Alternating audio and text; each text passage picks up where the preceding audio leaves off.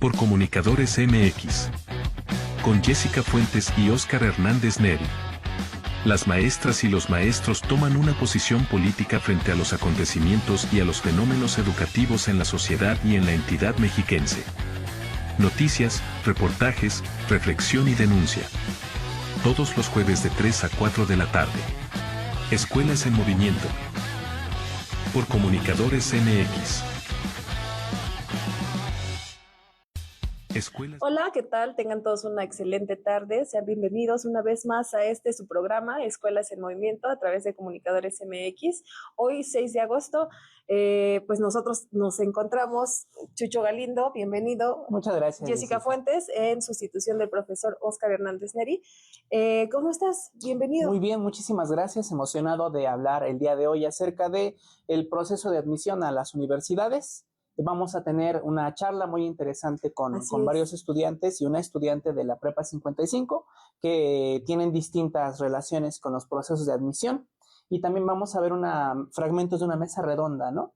Sí, así es. El pasado viernes 31 de julio se llevó a cabo una mesa redonda titulada El examen de admisión de la UNAM, en donde profundizan pues qué significa esta tradición del examen de admisión de las instituciones, no solamente de la UNAM, sino de las distintas instituciones, y cuáles son las implicaciones de aquellos seleccionados y de aquellos estudiantes que desafortunadamente son rechazados y que pues injustamente se les cierran las puertas, ¿no? Claro, en esta mesa participan Axel Didrikson, el compañero Óscar Hernández Neri, Raquel del Socorro y el doctor Luis Antonio Pérez. Es una mesa que se da en el contexto del Consejo de Transformación Educativa y de hecho se puede checar completa en la página de Facebook del Consejo de Transformación Educativa.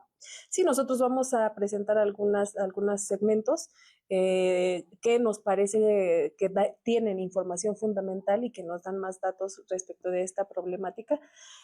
Y justamente esta mesa redonda se lleva a cabo una hora después de que anuncian que se hará un examen de control en la UNAM. Un examen que va a intentar como reparar este caos que se hizo con la aplicación del examen de manera virtual. Pues si te parece bien, vamos a ver algunos segmentos. Vamos.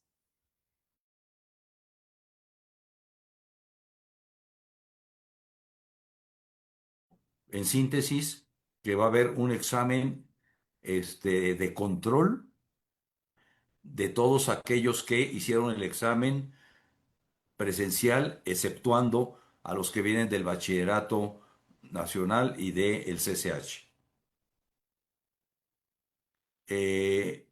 Ahí sugerimos algunas cosas, pero este examen ya se va a organizar. Se van a determinar quién entra y quién no entra, y la culpa se le está echando a, como dice nuestra colega, a los estudiantes, que ellos fueron los que hicieron la trampa y que esta universidad no puede permitir que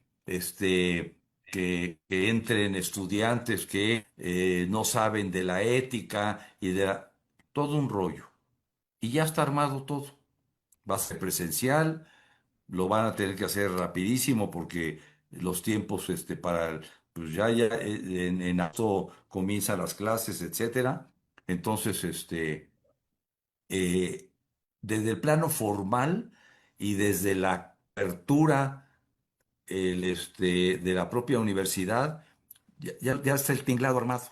Entonces, yo lo que estoy diciendo es lo siguiente para el debate que tenemos nosotros desde una perspectiva crítica. Uno, ¿quién fue el responsable? No, no se dice una sola palabra, se dice ahí en deslindando responsabilidades y pero se les van a echar a los estudiantes que hicieron el fraude, que van a ser los menos, ¿no? O X. Pero no hay ni una sola mención de quién contrató a la empresa. ¿Por qué se contrató esa empresa? ¿Por qué no se hizo uso de la expertise que la propia UNAM tiene? Muchísimos, cientos, ¿m? de nosotros mismos para realizar un examen en línea, ver, corroborar, etcétera. Y se nos viene, además, el 18 de agosto, vienen los resultados del bachillerato. Ahí se va a armar otro lío, o sea, se va a juntar. Porque también en el bachillerato lo que prevemos es que como aplicaron la misma formulita, va a armarse otro lío ahí, pero ahora con los resultados del examen del bachillerato. Entonces, lo primero que tenemos que decir es quién fue el responsable de armar todo este lío. Comenzando con el rector. El rector no se asume como si no tomara decisiones de la institución, es el representante y el responsable principal de tomar decisiones. Los directores de GAE, la dirección de temas académicos, los de incorporadas, los de tecnología, la CUAIED, etcétera.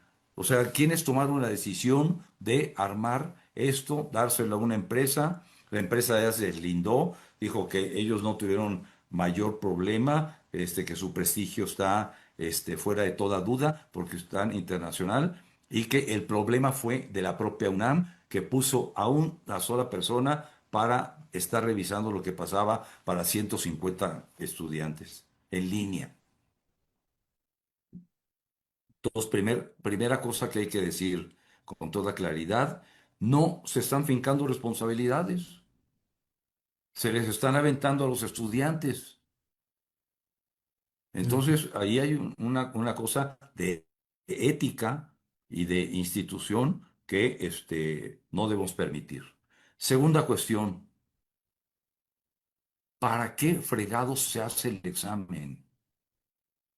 Es un examen, no es de conocimiento, no es de valoración de los perfiles de ingreso de cada carrera y tampoco es un examen a vocación de los estudiantes. Muchos estudiantes, nosotros lo sabemos, dicen, me voy a meter al examen escogiendo el área donde menos aciertos requieren y después me cambio. Como dentro de la UNAM puedes cambiar para otras carreras, pues me espero un semestre o un año y ¿no? Entonces, no hay perfiles todas las facultades tienen perfiles de ingreso y tienen que valorar conocimientos generales, habilidades, destrezas básicas para desarrollar una carrera y tres, una vocación. Porque si yo me meto vocacionalmente, pedagógicamente, desde el plano de una visión de futuro, de mi futuro, de la carrera, y no es la que yo quiero, pues va a ser uno fracasado. Entonces, aquí hay que cuestionar el examen mismo. Mi propuesta, fíjese, en la Universidad de Buenos Aires tiene 300,000 estudiantes, junto con todo el sistema argentino público. Es gratuita y tiene libre acceso. Y está junto con la UNAM y la USP, la Universidad de Sao Paulo, como las tres mejores universidades de América Latina. Y no tiene examen. Todo el mundo entra. ¿Y por qué vamos a impedir como un derecho social, un derecho humano a la educación, un bien público y social, que se restringe el derecho a la educación? Habrá procesos son responsabilidad de la institución, procesos para que se apoye la permanencia y la garantía de que las deficiencias que son sobre todo de carácter socioeconómico, lingüísticas, culturales o las que ustedes quieran, de carácter sociales y económicas particularmente y culturales, sean superadas para quienes vienen cargando con deficiencias. Pero esa es responsabilidad de la universidad, formar, desarrollar estas nuevas capacidades. Y esto no se puede hacer por la vía de un examen. No se valoran los conocimientos, no se valoran las trayectorias, no se valora el perfil de egreso del bachillerato o de las secundarias, simplemente se hace opción múltiple. Entonces, hay que eliminar el examen presencial o no presencial y la inteligencia artificial y etcétera, y permitir el libre acceso hasta el tope que haya. Y entonces esto es un problema nacional. Esto sí es un problema nacional. No es lo del examen de la UNAM y el examen fallido es solamente la punta del iceberg. Tenemos 50.000 millones de déficit presupuestal en educación superior y le está pegando directamente a las universidades del país, de los estados, autónomas, públicas, que reciben la mayoría de la población local, estatal, que puede entrar a la educación superior. Y solamente entra el 35-37% del total del grupo de edad escolar correspondiente en el país. Entonces ahí tenemos una terrible desigualdad, una fragmentación educativa. Entonces yo propuse desde el principio, se lo dije a Claudia, una universidad con las características de universidad completa: docencia, extensión de la cultura, investigación, innovación y y carreras nuevas, interdisciplinarias, transdisciplinarias, para no competir con las universidades de los estados. Una universidad por cada estado. Están sacando las que bueno, las de Rosario Castellanos y las universidades Benito Juárez, pero no, el cálculo que yo tengo es que apenas va a cubrir alrededor de menos del 10% del total del grupo de edad escolar correspondiente, que tenemos 22% del grupo de edad, de este grupo de edad, en la población. Y a partir de 2030 va a empezar a ser población adulta mayor. Y tampoco se va a redefinir el acceso a la población adulta mayor, como si no necesitáramos reciclar conocimientos todo el tiempo de los profesionales, de los técnicos, de los trabajadores. Y ahí va a tener que pensarse en otra universidad. Pero nadie está pensando en transformar las universidades, en darle cobertura. Ahorita está que los aranceles, que el narcotráfico, y todos nosotros estamos convencidos de que si no hay una mejor educación para todas y todos, todo va a seguir peor. Haya contratado, perdón, a una empresa privada que ha sido la responsable directa de la crisis que hoy vive la institución. Lo correcto habría sido mantener el modelo que históricamente ha demostrado su eficiencia, utilizando los principios éticos, el talento científico, técnico y laboral con que cuenta nuestra institución, para que en un futuro se utilicen metodologías que satisfagan a los interesados y a la sociedad mexicana en su conjunto. Si la empresa privada contratada es la responsable, debe ser penalizada. El asunto es serio y para superarlo deben tomarse medidas con el fin de que las anomalías que se dieron no vuelvan a repetirse. Ante esta situación, el STUNAM considera que los exámenes de ingreso a la UNAM deben regresar al modo presencial y no dejar solamente a las plataformas electrónicas y herramientas digitales que jueguen un papel central y preponderante en la aplicación de exámenes de admisión, los cuales deben caracterizarse por su transparencia,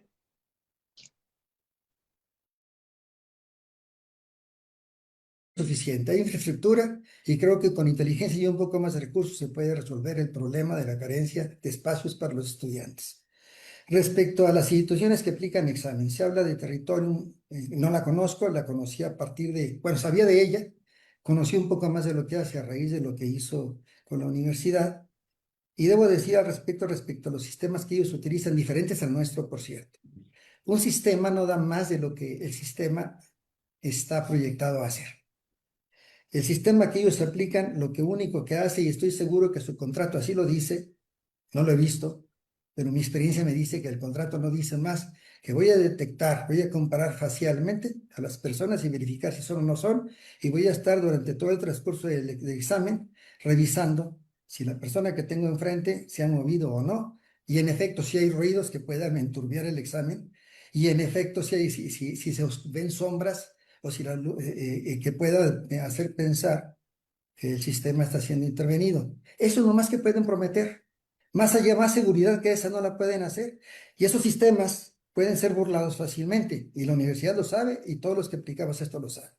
Puede ser burlado con todo lo que actualmente se da en tecnología. Desde auriculares inteligentes, desde relojes inteligentes, desde lentes inteligentes. Toda tecnología y los muchachos los conocen. Tal vez muchos de nosotros no las conozcamos, pero esas existen y permiten grabar, permiten recibir información. ¿Sí? Entonces, y eso no lo hace esa inteligencia, y eso es sabido por las autoridades, estoy seguro, ustedes lo han dicho. La Universidad Nacional Autónoma de México tiene todas las capacidades en personal y en infraestructura en todos los sentidos, como para poder decir cuáles son las capacidades de un sistema de ese tipo. Entonces, repito, eso es algo que tiene que saberlo la gente, no se le puede exigir a alguien más de lo que puede dar. Respecto a otras cuestiones que se han mencionado sobre el tipo de competencias que la gente debe saber y que en su momento tal vez se debiera evaluar si son competencias socioemocionales o inclusive cuestiones psicométricas, problemas de adicciones a problemas de ansiedad, como lo decía en su momento uno de los ponentes. Pues sí es cierto, de hecho debo decir que nosotros como empresa en los últimos 3, 4 años. Nosotros estamos en el Estado de México, Chimalhuacán, Chicoloapan.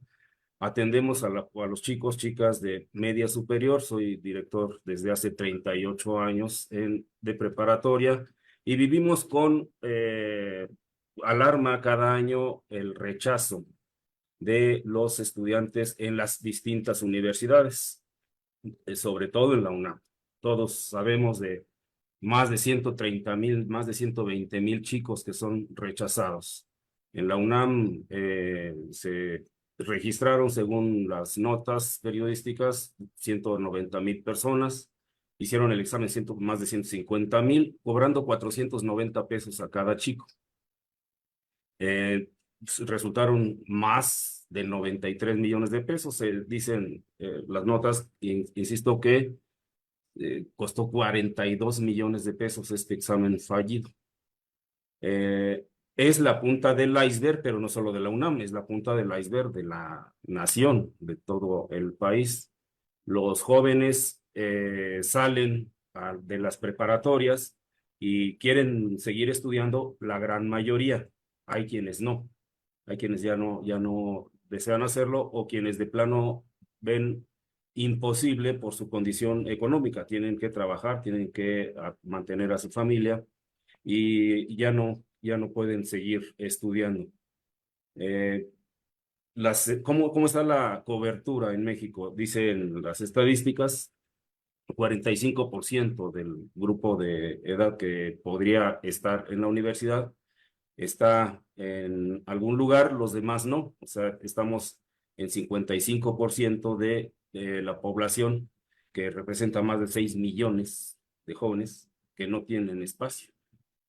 Parte de esos millones, 6 millones, nos toca a nosotros mirarlos, ver cómo se frustran, ver cómo los padres les dicen, discúlpenme lo grosero, eres un pendejo porque no pasaste el examen. Eres una pendeja, ahora te friegas porque no pasaste el examen en la UNAM. Como si dependiera estrictamente de su persona.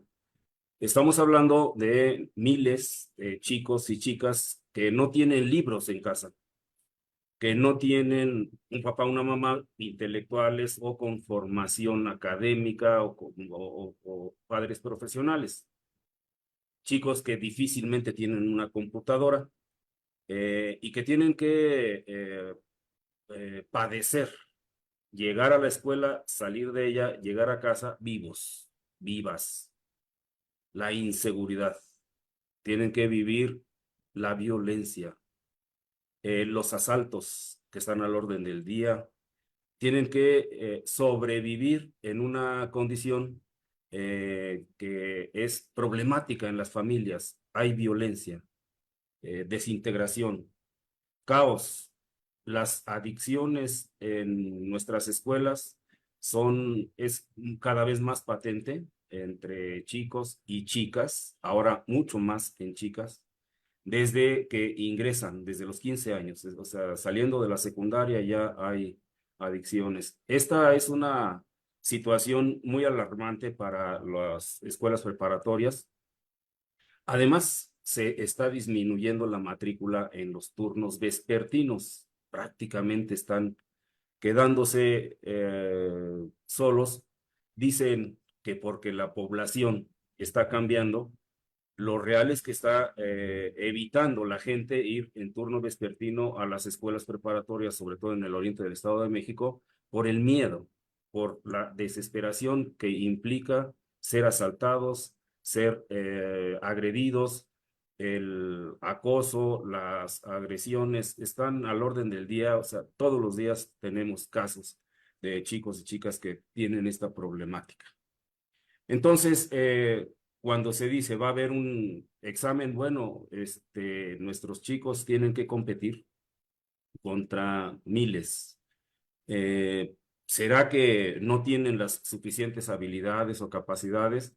No podríamos discutir esa situación porque están en mucha desventaja respecto de otros chicos, los de la ciudad, los de Coyoacán, los que ya viven en la Ciudad de México y que han tenido pues acceso a los medios de cultura.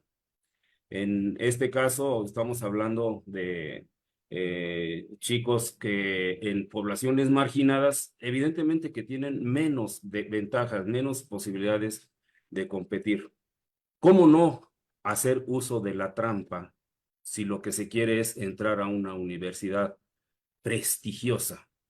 Y en el Estado de México, pues la universidad más prestigiosa, más demandada, pues es la UNAM. Las otras universidades como el Politécnico, la UPN, la UAM, y vivimos la frustración que los chicos tienen cuando son rechazados. ¿Cómo no van a querer ir a estas universidades si es de las que más se habla, pero además son gratuitas o casi gratuitas? En el Estado de México, los institutos tecnológicos, el de Chimalhuacán, Chicolapa, Los Reyes, La Paz, cobran 3,500 pesos para ingresar cada semestre. A veces les dan beca y disminuye. La Universidad Autónoma del Estado de México, que tiene planteles en Chimalhuacán, Texcoco, Toluca y otros municipios, están cobrando de 4,000 pesos para arriba, dependiendo de la cantidad de materias que quieran acreditar los chicos. ¿Las familias tienen esos recursos? No. Van a decir, bueno, por eso se están haciendo las universidades Benito Juárez. Y efectivamente, las universidades Benito Juárez, dicen las estadísticas, ya son 215 planteles. Se está invirtiendo 3,100 millones para este año en estos 215 planteles. No pasa todavía de 90,000. La meta es llegar en este año a 95,000 chicos en las universidades Benito Juárez.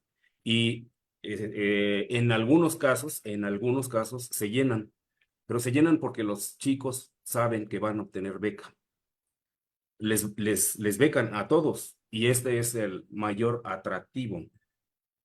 Los estudiantes y sus familias buscan la gratuidad, buscan el prestigio.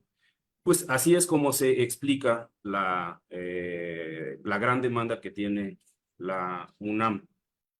Pero no olvidemos que la UNAM recibe 53,000 millones de pesos. El 32% del presupuesto nacional destinado a la educación superior se lo lleva la UNAM. Y bueno, aún así se sabe que en la UNAM hay terribles asimetrías en los salarios de los profesores, ¿no? Hay profesores asignatura que pues ganan muy, muy, muy poquito y que están en una precariedad terrible.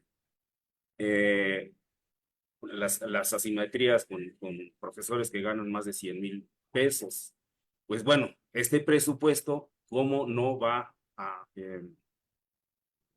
dar como resultado pues una universidad prestigiosa. Y coincido con el doctor Axel, no debería haber exámenes. Es evidentemente un mecanismo de marginación, un mecanismo para ver quién sí y quién no. Y esto, ¿qué es lo que está haciendo? Pues está elitizando, o sea, quienes entran a la UNAM se sienten superiores a los de otras universidades. Sienten que tienen más valor. Y aquellos chicos que son rechazados se sienten mal, es un malestar.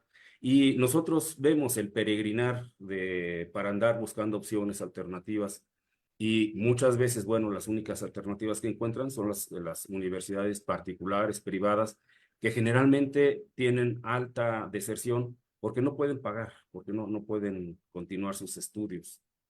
De tal manera que la marginación de la UNAM es una marginación de la sociedad, es una marginación social. Los estudiantes que no logran entrar ahí tienen un estatus distinto al de los estudiantes de la UNAM. Nosotros lo vemos, nosotros lo vivimos. ¿Qué tendría que hacerse efectivamente para empezar? Pues de que la Secretaría de Educación haya alguien que sí tenga formación docente, académica, que tenga experiencia en el ámbito educativo, que sepa un poco de teoría educativa, que sepa resolver problemas y no lo hace. Mario Delgado realmente no tiene ninguna postura educativa. Su política educativa pues es simple y llanamente aplicar recursos en donde le son designados, ¿no? Y gritarlo permanentemente. Su propuesta educativa está nula. No tenemos un secretario de educación desde hace muchos años que tenga experiencia, que sepa lo que hace, que tenga carrera en el ámbito educativo. Desde ahí estamos equivocados o está equivocada la política educativa. La inversión que se hace es a todas luces insuficiente y están ignorando plenamente a las universidades alternativas, a las universidades que tenemos alguna otra perspectiva.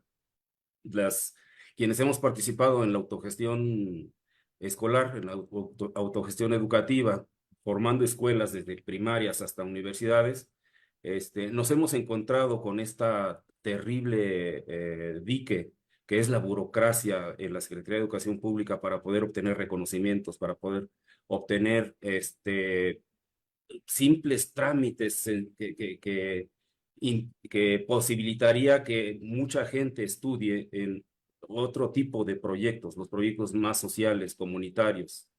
Las universidades comunitarias ya son parte del marco normativo.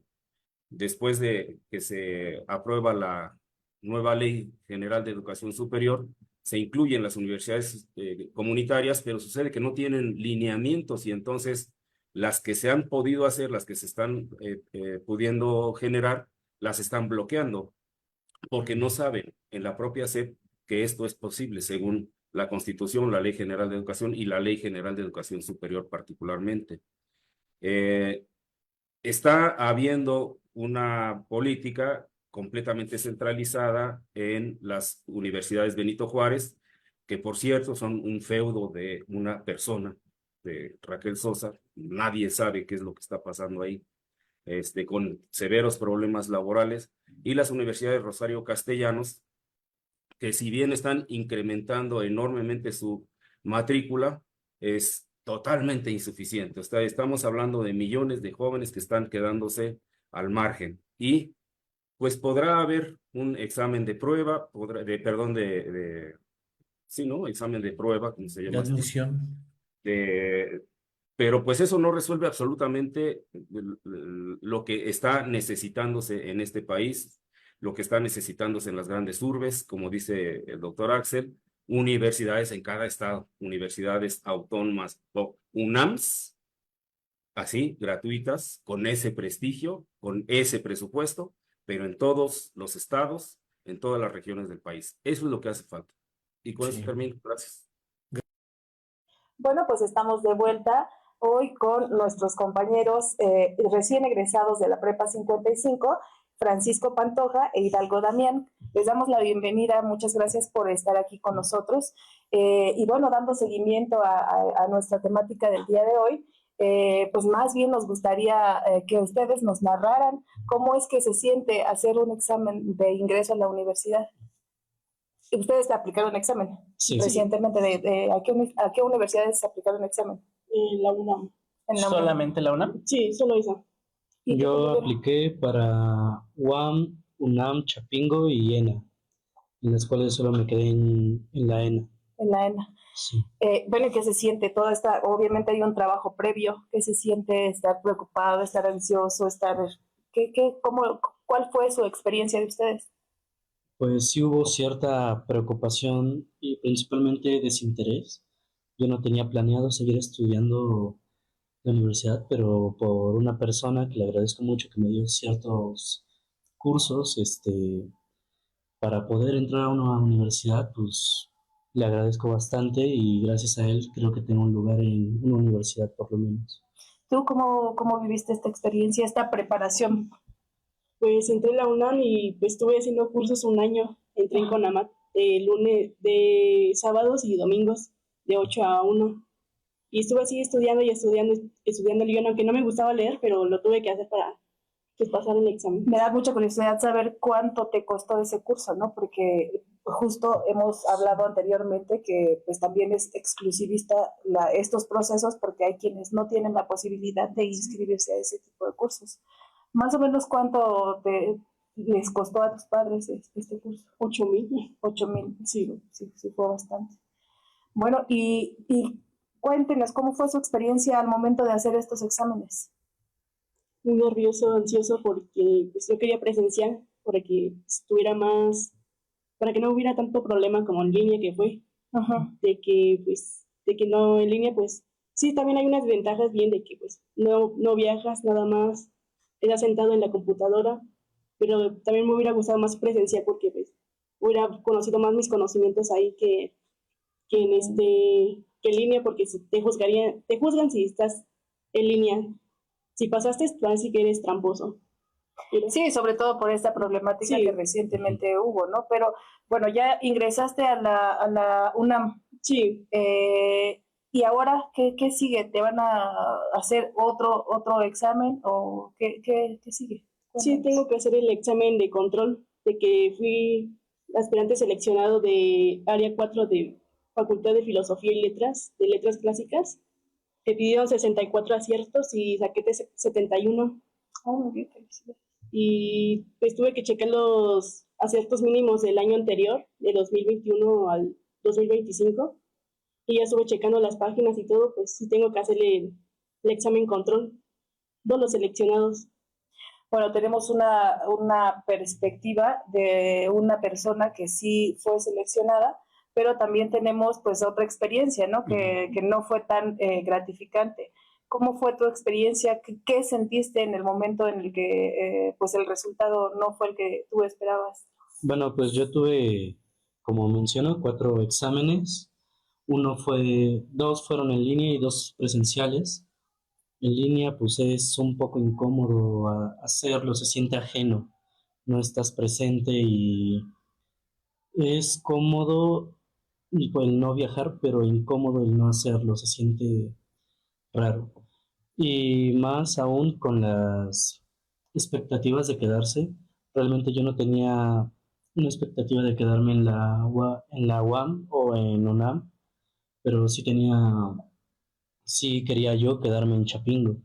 Sin embargo, pues no fue seleccionado y al principio es frustrante y tratas de buscar formas de cómo quedarte, ¿no? A ver si puedo hacer algo o mover algo, pero no se puede y pues es un proceso que se lleva, pero afortunadamente ya estoy en una universidad y me emocionó mucho cuando me quedé en la que finalmente sí quería. Ah, bueno. Bueno, y cuando tú hiciste, cuéntanos un poquito, cuando tú hiciste el examen, me comentas que fue virtual. ¿Sí se presta para hacer trampa? ¿Cómo es? En UAM, fíjate que no, no se presta para hacer trampa porque es una videollamada y una maestra te Te están está monitoreando. monitoreando constantemente. Si te dice, no voltees para acá, muestra tus manos, cosas así. Oh, muy bien. Sí, Hay más control, ¿no? ajá, pero por ejemplo en la UNAM, en esa puedes hacer trampa a gusto, no hay nadie que te vigile como tal. Me parece que una persona vigilaba 150 y eso, viendo de a poquito, podía dejarlos sin problema. Entonces se prestaba la situación para poder hacer alguna trampa. Bien, compañero Chucho, tú igual nos comentabas un poquito de una familiar tuya que había hecho examen Sí, y que se paraba, se bloqueaba el examen, se bloqueaba el proceso. efectivamente es algo que quería preguntarles también a los compañeros. Hubo varias experiencias de personas que por la situación en la que viven, en los espacios en donde viven, no hay la privacidad suficiente como en un departamento, como en un lugar más aislado para tener el silencio necesario para que la inteligencia artificial que aparentemente supervisa la aplicación de los exámenes, pues no identifique que no estás haciendo trampa, sino que es ruido del exterior, ¿no? A varias personas les ocurrieron cosas similares, ¿no? El no tener un equipo lo suficientemente moderno como para poder soportar los programas que hacía falta descargar, o el tener un contexto de vivienda que no permitiera la privacidad, que no permitiera el silencio. En el caso de ustedes, la manera en cómo el examen fue aplicado, específicamente el de la UNAM, ¿fue complicado debido a los recursos materiales que tenían? Conmigo, pues no. Pude conseguir un lugar donde tener una privacidad en ese momento. Incluso si habían ciertas problemáticas, el ruido de los perros o de los carros pasando, pero más allá de eso, no. Pues yo como vivo pues en un lugar donde sí pasan muchas cosas, hay carros, pájaros, el avión, pues sí se escuchaba ahí de que, como estaba una linita ahí de que había los sonidos de que subía y bajaba, pues sí se me subía, pero pues no pasó de eso, nada más pasó de mi cara, de que no estaba en el cuadrito que tenía que estar. Ese sí, nada más fue lo único que me advirtieron de que eso, de mi cara. Y del sonido, pues sí estaba preocupado porque ladran los perros o que mi vecina a veces pone sus canciones fuertes y esa era la preocupación de mi mamá. Pero en ningún momento te cancelaron ni te pausaron tu examen. No, Solamente fue una advertencia. sí. Y pues ya después sí ya seguí con las preguntas y todo. Sí, se me hizo difícil con las preguntas de que checaba apretabas una pregunta y se cerraba la otra y así. Eso fue lo que más difícil fue. ¿Y tu familia está emocionada? ¿Cómo está viviendo tu familia el proceso de que fuiste admitido y que ahora están cuestionando tu ingreso? Pues estuvieron orgullosos de mí, me dijeron que sí sirvió de los cursos, me empezaron a preguntar de qué me falló y todo. Y pues estoy más preocupada por matemáticas porque eran más preguntas. O sea, a lo mejor no la familia, hay personas externas o ajenas a tu familia o de tu entorno que saben que te quedaste, pero que cuestionan también el por qué te quedaste, porque hubo muchas personas que pues a lo mejor sí hicieron esta trampa, ¿no? Pero ¿ha sido cuestionado por alguna otra persona? No, pues toda mi familia me vio estudiando de día y noche. Sí, claro. Entonces como que no pueden de mí hablar de eso, de que hice trampa y todo eso. Todos los tiempos estuve estudiando.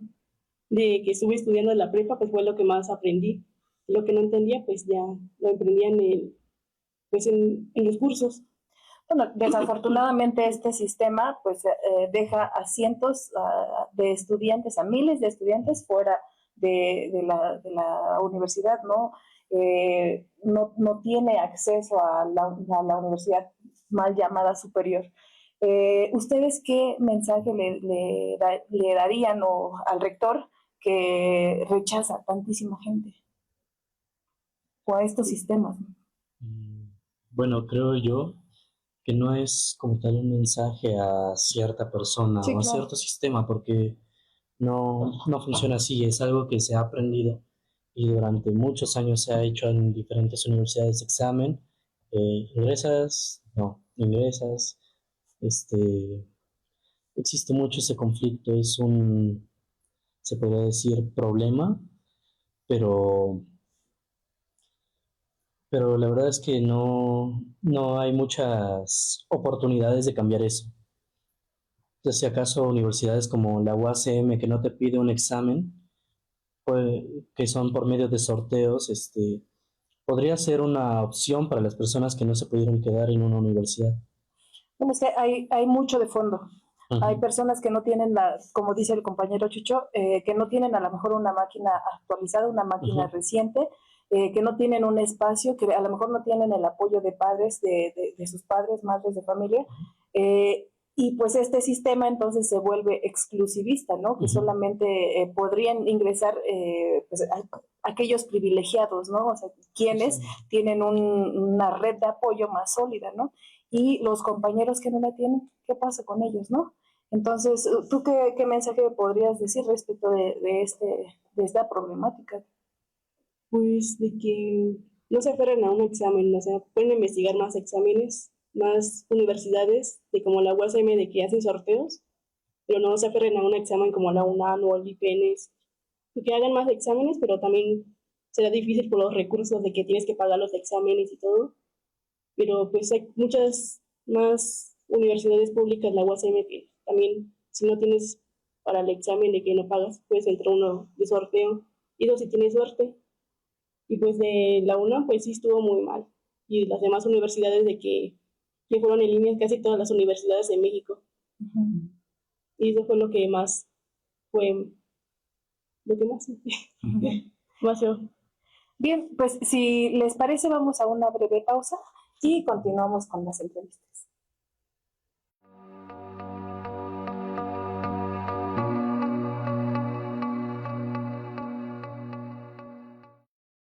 Regresamos a una segunda ronda de entrevistas con estudiantes egresados de la Prepa 55.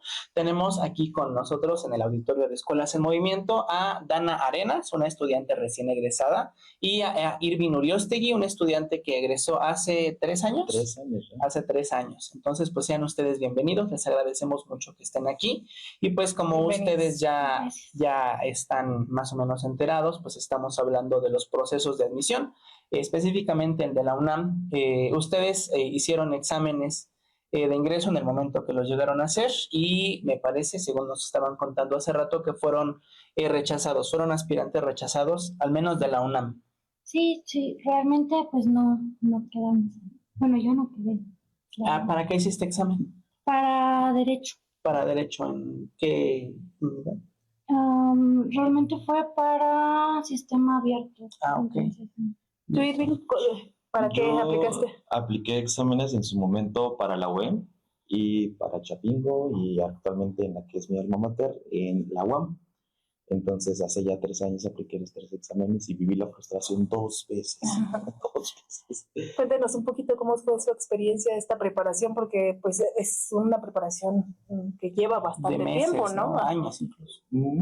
Pues es que, bueno, por lo menos a mí, pues soy genuinamente un ñoñardo, me gusta mucho leer, practicar muchas cosas, es como que de mis pasatiempos yo no juego fútbol, yo soy un ñoñardo y me gusta leer, entonces pues en su momento para mí al aplicar el examen fue como literalmente que sí fue pues, determinante para mí porque pues era parte del desarrollo académico que en su momento pues aspiraba a tener, ¿no? Muchas veces te cuentan esta historia de que no, es que cuando tú tengas carrera vas a ser una persona. Cuando tú tengas una carrera vas a estar dentro de un sistema. Vas a estar realizado, ¿no? Sí, vas a ser alguien en la vida, ¿no? Como esta idea que se ha persistido durante las generaciones de nuestros padres y nuestros abuelos, ¿no? De que, pues, justo con esta idea de que la educación es un privilegio, de repente, pues, construye el ideal pues, en generaciones y, pues, fue parte de lo que sucede conmigo. Yo soy como que de mi familia, soy de las primeras personas que entra a una universidad, entonces sí, como, sí tienes que entrar, ¿no? O sea, sí involucra una carga, pues, emocional y familiar,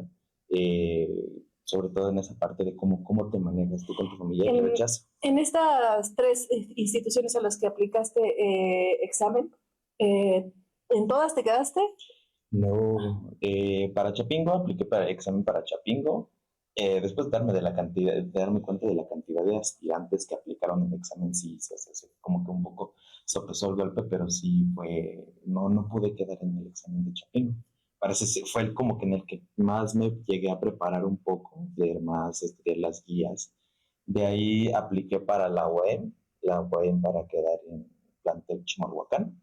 También pues, me quedé a 2 lugares y fue como de, ¿por qué 2 lugares? Me preparé y después así fue como que un golpe muy fuerte. Ya para el tercer examen que aplicó después, que fue para la segunda vuelta, que fue para la UAM, ya para la UAM pues sí apliqué el examen, me tocó todavía estos exámenes en línea que todavía persiste esta modalidad que se le ha facilitado mucho a la UAM y que pues es bastante práctico para la gente, porque incluso su propio sistema es como que no requiere un equipo tan sofisticado para poder aplicarlo. Entonces, pues eso me ayudó y pues chiste de paso, yo estudié una guía que no era de mi área.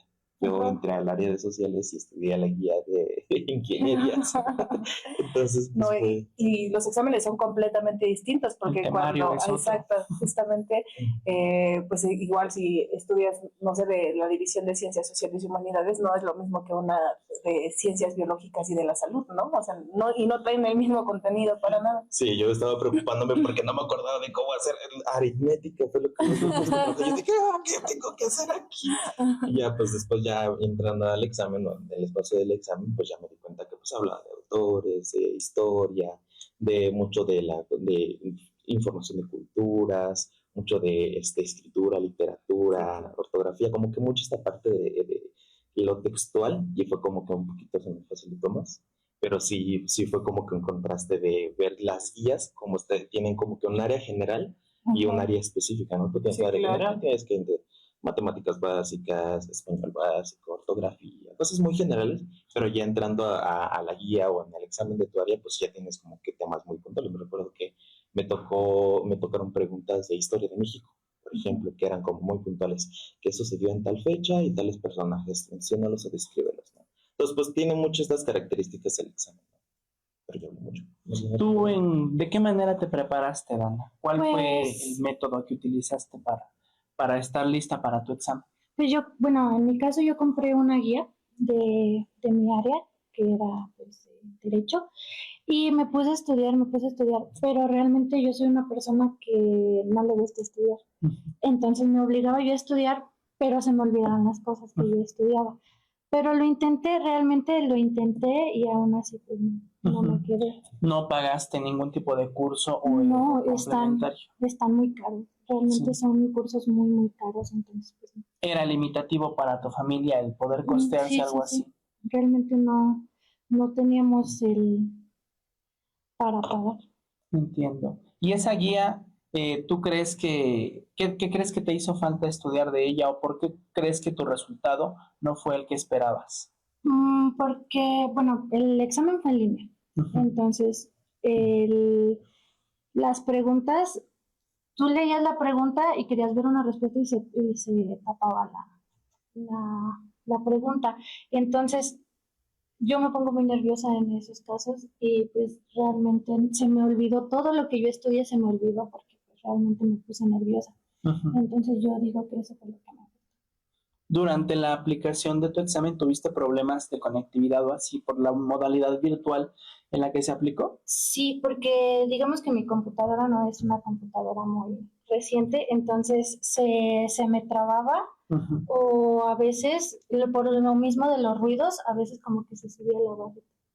Y en una ocasión yo estaba sentada enfrente de la computadora, pero me apareció una advertencia de no te puedes mover del espacio, pero yo estaba enfrente de la computadora, entonces era imposible que yo me moviera del espacio. Entonces sí, como que sí me puse nerviosa porque yo realmente no me estaba yo moviendo del espacio y a lo mejor era la cámara que se estaba desconectando. Y emocionalmente, ¿cómo ha repercutido pues este resultado en ti? Pues no sé, como que mal, porque realmente yo sí me quería quedar en esa universidad, pero pues no se pudo y pues, de parte de mi familia pues no lo tomaron a bien. Sí, ¿por qué no te quedaste? Y yo pues, realmente no fue mi culpa, me puse nerviosa. O sea, sí fue mi culpa porque pues me puse nerviosa, pero yo sí me quería quedar. Entonces sí le eché ganas, intenté hacerlo. Que justamente ese es un reto que mucha banda hay pues, a lo largo de pues, conocer a banda de la universidad y conocer como que a gente, pues estoy egresado de aquí, de repente me topo con chicos que de repente están como que a punto de presentar sus exámenes y es un punto muy importante, ¿no? Porque pues, tienes mucha esta carga de la idea de que no es que mi familia espera que hagamos esto y es que mis amigos pues van a quedar esto y esto. No quiere cumplir con las expectativas de los demás, ¿no? Y de repente eso te acaba y te come y de repente pues ya no estás pensando en qué dice la pregunta, estás pensando en, ay, ¿qué me van a decir? Pues cuando llegue y vean el examen, ¿cómo lo respondí? Entonces de repente llega a ser un estrés enorme que mucha banda llega a enfrentar y que sí es como que determinante aparte de estudiar, como que tener estos procesos de acompañamiento de, oye, pues mira, vamos bien, vamos a estudiar, date cuenta, tómate tu tiempo. Parte del cómo funcionan estos exámenes es justo como que tener un poco esa presión, pero también como que el darte la idea de analizar o el tiempo de analizar y decir, ok, realmente, ¿qué es lo que estás respondiendo? Y si realmente lo que estás respondiendo tiene que ver con algo que estudiaste, más bien con algo que es de sentido común. Entonces, muchas veces hay preguntas como que muy de analítica más que de una respuesta concreta. Bueno, ¿y ustedes qué piensan de que, pues para poder ingresar a una universidad, para tener el acceso a una educación llamada, lo vuelvo a decir, superior, que haya estos filtros que rechazan a tantísima gente? ¿Ustedes qué piensan respecto de esto? Pues, por mi parte que está mal, porque la educación se supone que debe ser gratuita, ¿no? O sea, deberíamos de tener todos la oportunidad de estudiar si queremos seguir estudiando, porque pues obviamente hay personas, hay gente que no quiere seguir estudiando, pero por parte de los que sí, debería de ser más accesible el hecho de poder estudiar y no tener un examen caro o una colegiatura cara.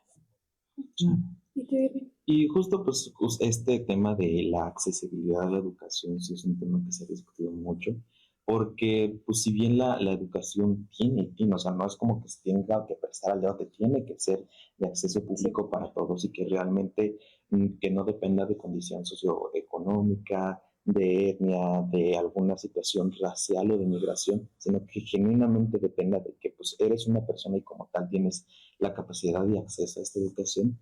Pero también tenemos la barrera del mercado, ¿no? Esta idea de que mientras más títulos haya, mientras más personas con carrera existan en el mercado, menos va a ser la posibilidad de que puedan acceder a un trabajo respecto a la carrera que están estudiando. Por ejemplo, de mi carrera, que es antropología social, es un área muy particular.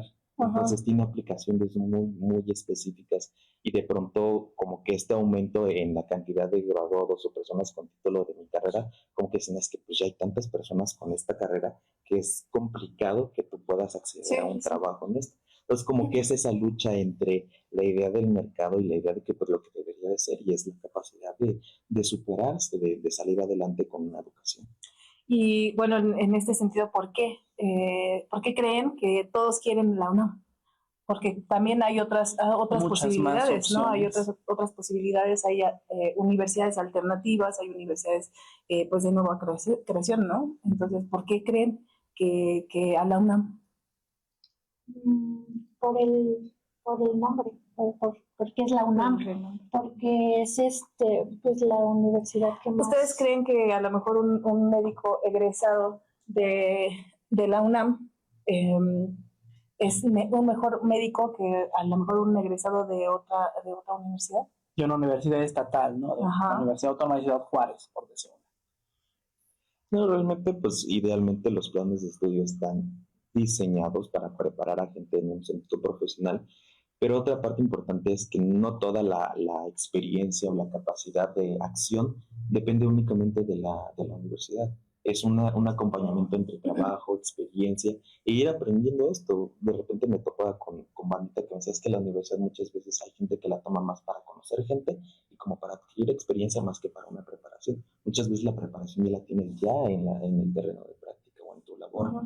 Entonces, pues muchas veces esta idea de que pues el título o el nombre de la universidad en donde estás dependa de qué tanto prestigio tienes, pues no debería ser tan ponderante. Justamente yo tengo un amigo que igual así se retrasó muchísimo porque hizo examen para la UNAM una ocasión y luego otra vez como 4 o 5 veces, y pues esto obviamente le llevó mucho tiempo, ¿no? Y tenía la posibilidad de estudiar, no sé, a lo mejor en el tecnológico, ¿no? Porque para ese entonces en el tecnológico de Chimalhuacán aceptaban así a mucha gente, ¿no? Sin necesidad de hacer examen, nada más me parece que les hacían un examen de diagnóstico y ingresaban.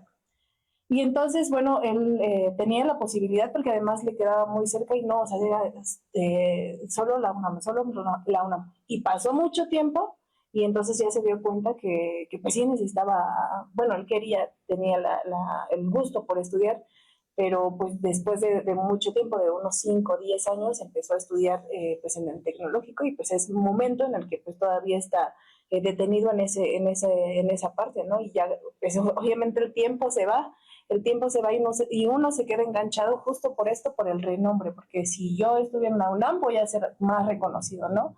Y entonces, bueno, ahí también tenemos otra problemática, ¿no? ¿Ustedes qué mensaje podrían darles no al rector que de estas instituciones que rechazan tantísima gente, sino al sistema, ¿no? Porque nuevamente lo repetimos, hay todo un entramado de fondo. Pues en principio, pues a la banda que está por entrar, que ya entró y que ya está de salida, pues que justo seamos como conscientes de que pues, la educación superior o la educación universitaria, pues sí debería de ser de acceso público para todos, pero que también esto no es determinante en dónde estés, ¿no? Tanto puedes estar en una universidad comunitaria, en una universidad autónoma, en una universidad privada, pública, al final de cuentas lo que constituye es cómo te constituyes como persona realmente, qué estás dispuesto a hacer para aprender a llegar a este punto, porque pues es la prevalencia que vas a tener, ¿no? De repente, qué tanto sabes o qué calificaciones tienes no te pondrán tanto en un nivel o en un entorno social, es cómo te relacionas con la gente y qué demuestras tú como sujeto. Y en cuanto al sistema, pues aperturarlo, al final de cuentas aperturar este sistema, que más gente tenga acceso, porque al final de cuentas no estamos masificando el mercado, estamos dando pie y pauta a que la gente esté más preparada, que sea más consciente de su realidad y sobre todo que tengamos este juicio, esta noción de la realidad, que no solamente diga, tú eres esto y vas a hacer esto, toda la vida te vas a dedicar a esto, sino que tengas la posibilidad de apertura de hacer lo que tú genuinamente quieras hacer. Y claro, pues sí, pues que realmente debería de ser de todos tener las oportunidades porque pues sí, si yo quiero hacer una profesión, no porque esa profesión no venda o no tenga la plaza, o por así decirlo, suficiente para que yo lo ejerza, no significa que no lo tenga yo que estudiar. ¿Para ti qué sigue? ¿Qué sigue? Fuiste desafortunadamente rechazada de esta institución. ¿Qué es lo que sigue? Pues buscar otra institución como pues la Universidad Comunitaria, la Universidad Nacional Comunitaria. Voy a hacer mi registro para seguir estudiando, porque realmente sí quiero seguir estudiando. Sea rechazada o no en la UNAM, quiero seguir estudiando. Es cada vez más persistente en la Prepa 55 ver que a las y los estudiantes ya no les interesa continuar con sus estudios. A pesar de que hay cada vez más rechazados en los exámenes, hay cada vez menos aspirantes que vienen de prepas públicas. Esa es una constante. Uno le pregunta a los y las estudiantes de tercero quiénes quieren continuar con sus estudios universitarios, y año con año las manos que se levantan son menos. ¿Ustedes por qué deciden mantener, o sea, continuar con sus estudios en un contexto en el que una carrera universitaria no garantiza un futuro promisorio, como hace algunos años parece que sí? ¿Ustedes por qué eligen el camino de estudiar la universidad si hay tantos filtros para mantenerse, para continuar, incluso filtros económicos o familiares, ¿no? ¿Por qué elegir ese camino? O sea, tengo los dos, pero tú. Pues porque, bueno, en mi caso a mí me gusta estudiar y me gustaría aprender sobre, pues en mi caso es el derecho, entonces me gustaría aprender más sobre los derechos que tenemos las personas y los ciudadanos de la Ciudad de México. Yo, según mi carrera, el chisme. Pero ya, pero ya a un plano más real, pues genuinamente habla de pues, superación propia, de pues más allá de una capacidad de mercado, pues que realmente a mí las ciencias sociales fue algo que pues llegando a la prepa 55 me chocó, me desarmó y me volvió a armar y ahora tengo una perspectiva completamente diferente. Y justo creo que tal vez aprendiendo en otros espacios, en otros lugares con otras personas, pueda tener herramientas como para tal vez no generar un verdadero cambio, porque pues es muy complicado, tiene muchos aspectos y muchas aristas, pero sí entender un poco el cómo funciona esto y ver alternativas que tal vez estén por ahí escondidas o cosas que tal vez siempre han estado ahí, pero que nunca los hemos visto como una alternativa, una solución social, económica a nivel social o una solución política. Realmente, pues a mí me importa mucho como que esta idea de qué podemos hacer o qué podemos cambiar en el aspecto de cómo impactamos como sociedad, como seres y sujetos sociales. Entonces, pues más que una intención de, pues yo teniendo esta carrera, me voy a meter en este puesto y en este puesto me voy a dedicar y ahí me voy a enconchar toda mi vida y voy a asegurar. Realmente es una idea de, tengo una nueva perspectiva y quiero tener nuevas perspectivas.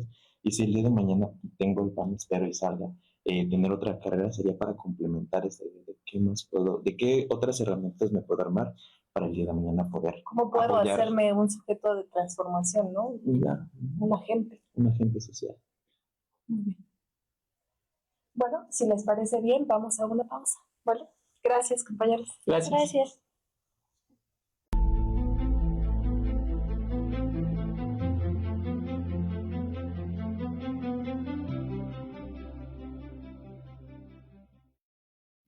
Bueno, pues continuamos con nuestro programa dedicado bien a estos exámenes de admisión de las distintas instituciones, de estos filtros, de esta, es una injusticia, ¿no? Una injusticia que solamente privilegia a unos pocos. ¿Qué te parecieron las entrevistas con los compañeros? Fíjate, Jessica, que a mí, bueno, tú y yo estudiamos la universidad, o sea, somos personas que podemos constatar que el proceso universitario es algo muy distinto, ¿no? Yo les digo a mis estudiantes, quienes quieran entrar a la universidad no lo hagan porque van a ganar más, porque sabemos que no siempre. No lo hagan porque van a tener más prestigio, porque el prestigio lo va ganando uno según su trabajo. Pero sí, la universidad es un espacio de convivencia de otro tipo. Sí, claro. Es un espacio en el que yo recuerdo en mis años universitarios, nunca vi tantas películas de arte extrañas ucranianas como en la universidad y yo sé que nunca lo voy a volver a hacer. Nunca fui a tantos museos, nunca conocí a tantas personas de tantas nacionalidades distintas como en la universidad.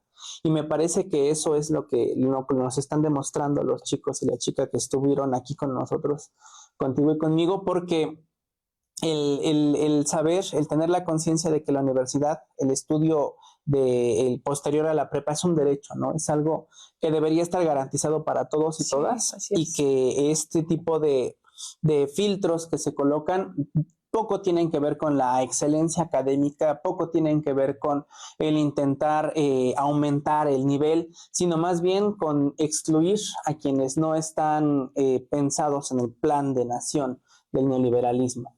Sí, que al final, pues nuevamente lo volvemos a repetir, ¿no? O sea, que el fondo es que si no tienes una red de apoyo sólida, no hay posibilidad, ¿no? Y esa es la injusticia, ¿no? Que sí debería de estar garantizada, pero no todo, o no, esta misma situación no se vive así en otras partes del país, ¿no? Para nada. Cuéntanos un poquito, por ejemplo, más adelante vamos a ver una cápsula de los compañeros del Colegio Paulo Freire, ¿cómo son las cosas allá? Claro, en general yo creo que hay una falta de información persistente en las y los estudiantes del centro del país, del Valle de México. El prestigio de la UNAM es apabullante, ¿no? La presencia mediática de la UNAM es muy grande, pero sobre todo para las y los estudiantes que viven y se educan en el centro del país. A pesar de que nos sobran opciones de educación superior, opciones que incluso son novedosas, ¿no? Como las universidades Benito Juárez, la Universidad Rosario Castellanos, la UACM, todas estas universidades que van un poco en contra de esta lógica de exclusión. En otras partes del país, esta situación de tener tantos aspirantes excluidos no es tan persistente. En el Colegio Paulo Freire, que es un proyecto educativo del que ya se ha hablado en este espacio de Escuelas en Movimiento, es un proyecto educativo que colabora con la Prepa 55 y al que los maestros y las maestras de las Prepa 55 y 224 vamos a dar clases. Las y los egresados del Colegio Paulo Freire casi siempre son aspirantes aceptados. La diferencia fundamental es que son aspirantes aceptados y aceptadas en las opciones locales. En la Universidad Intercultural del Estado de Puebla, que está en el mismo municipio de Huehuetla, en la Benemérita Universidad Autónoma de Puebla, en el Tecnológico de Zacapuaxtla, es decir, las y los estudiantes de allá tienen mucha más claridad sobre las distintas opciones universitarias a las que tienen acceso en comparación con las y los estudiantes de aquí. Tú les preguntas a las y los estudiantes de la Prepa 55, ¿conoces la UACM y sus 5 planteles? No. ¿Conoces la ENA, la Escuela Nacional de Antropología e Historia? No. ¿La Escuela Nacional de Entrenadores Deportivos? No. ¿La Escuela Superior de Educación Física? No. ¿La Benemérita Escuela Nacional de Maestros? No. O sea, en general nuestras y nuestros estudiantes están con una visión limitada por el prestigio de la UNAM y en menor medida de la UAM y el IPN. Sí, están poco informados de que pues, está la existencia de otras instituciones que a lo mejor pudieran también tener lugar, ¿no? Y qué bueno que algunos de los estudiantes ya estén cambiando también esta perspectiva. Claro. Voy a estudiar la universidad para emplearme, ¿no? El caso de Irving, por ejemplo, claro, es muy fundamental porque retrata cómo es que lejos de querer emplearse, más bien quiere ser un sujeto de transformación, claro, un ente de transformación, de dejar o atender las problemáticas reales a las que nos enfrentamos como comunidad. Entonces, bueno, es muy importante.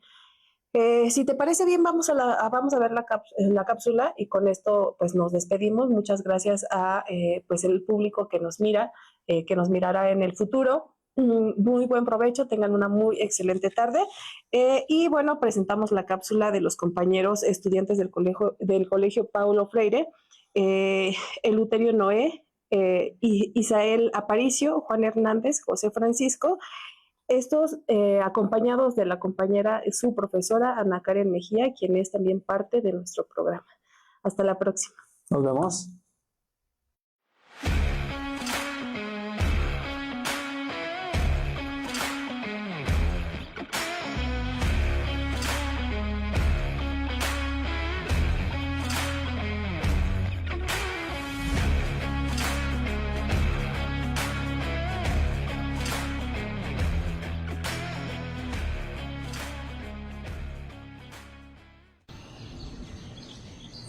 Adornado con chiles, maíz y café como símbolo de fertilidad, el altar del Divino Salvador es el corazón de Huehuetla. Pero, ¿cómo llegó esta imagen ahí? En esta cápsula informativa, viajamos al pasado para revivir la historia de su aparición. Un relato de cuevas misteriosas, voluntades divinas y las bendiciones que transformaron las cosechas de la región. Comencemos. La historia sobre la aparición del santo patrono del municipio de Huehuetla, San Salvador. Es que hace tiempo en Huehuetla aún no se tenía iglesia, y que ésta se pretendía construirla en el Coyomachuchut, pues se dice que en ese lugar se dio el primer lugar llamado Cachuhuachuchut. Encontraron una imagen que sostenía una flauta y un tambor en la mano. Esta imagen era custodiada por 2 serpientes emplumadas.